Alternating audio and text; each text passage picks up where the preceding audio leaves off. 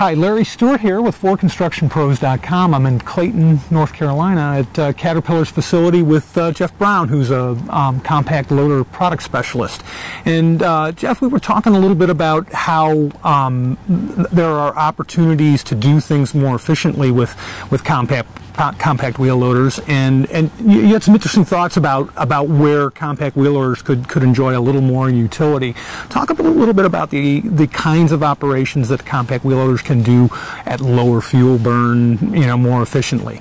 A lot of times machines like the 903 wheel loader of this size are utilized with buckets and forks for a lot of dedicated material handling type of applications. And in that sense, you can get away with a little less horsepower, a little less fuel burn, and do a lot of the same type of work that you could potentially do with a skid steer.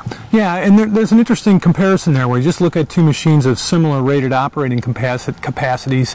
What kind of savings could a contractor expect? First of all, what kind of machines are comparable to like the 903? Sure. And what kind of savings should a contractor expect? Sure. I guess I would start by saying that we offer a full line of skid steer loaders and compact track loaders, multi-terrain loaders, and those wheeled machines in particular have their place and certainly justify their horsepower up in that 74 horsepower range, for instance, where they can counter-rotate very well and maneuver and be in those very, very tight quarters. Right. That higher horsepower is required in order to move that machine efficiently.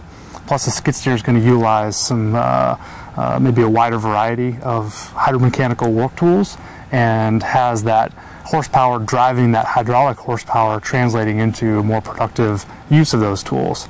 On a wheel loader such as this, you have about 40, almost half horsepower less than that equivalent rated operating capacity size of skid steer. Right. And that translates into you're going to burn less fuel with the reduced horsepower. Sure. Also, the articulating nature of a wheel loader is much easier on the drivetrain in terms of you're not skidding, and cause that friction isn't something that you have to overcome on an articulated wheel loader that's doing that hydraulically through the drivetrain. Sure, sure, and I imagine there's a pretty significant tire savings as well in that. Absolutely. In rough numbers, you see 2 to 1, maybe even 3 to 1 in terms of tire wear. What would be a skid steer of similar rated operating capacity? In our lineup, our skid steers would probably be in the 242D, 246D, maybe even up to the 262D as you increase in rated operating capacity.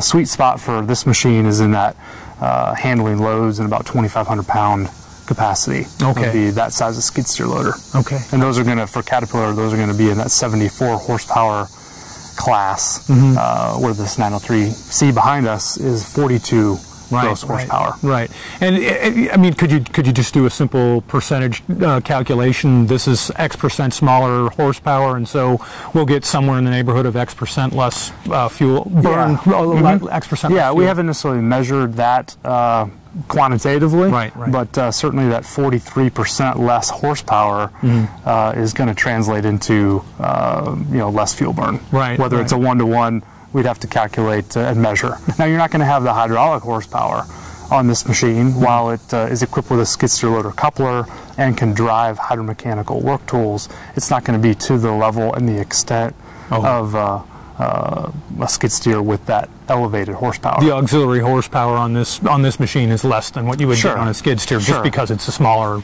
unit all around with a smaller engine. From an operating weight standpoint, this machine behind us being about 9,500 pounds is going to be slightly heavier than those comparable skid steers that we talked about in rated operating capacity.